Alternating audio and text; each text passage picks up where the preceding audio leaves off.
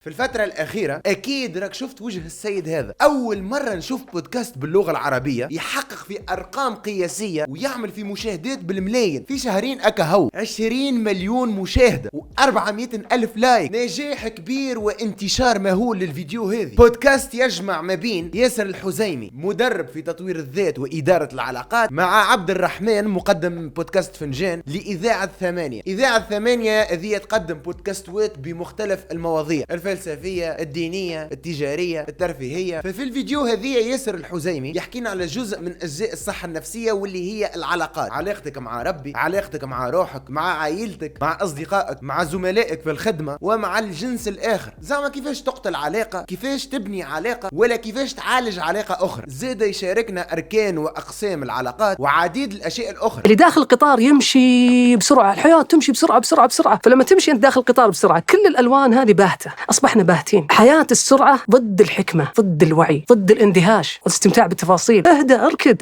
ضد تزكية النفس، ضد الخشوع، ضد السكينة، ضد معرفة تموضعك في هذه الحياة. اللي عجبني في البودكاست هذايا انه الزوز اطراف ياسر وعبد الرحمن كانوا يحكيوا بكل احترام للثقافات والمعتقدات الاخرى. الاستاذ ياسر فرحان برشا اني اكتشفته، انسان محترم، انسان مثقف. عجبتني تلقائيته وثقته في روحه، طريقة كلامه واجابته على الاسئلة. زاد المقدم كل ما يجي سؤال في مخي نلقى عبد الرحمن يسأل في السؤال هذاك بعد شوية. الفيديو كان جودة عالية سواء كان في الصورة ولا في الصوت، وانت سمعنا صوتك في التعليقات واكتب لنا شنو رايك على البودكاست هذايا، وحسب رايك قول لنا شنو اللي خلى البودكاست هذايا ينجح ويحقق ارقام كي من هكا.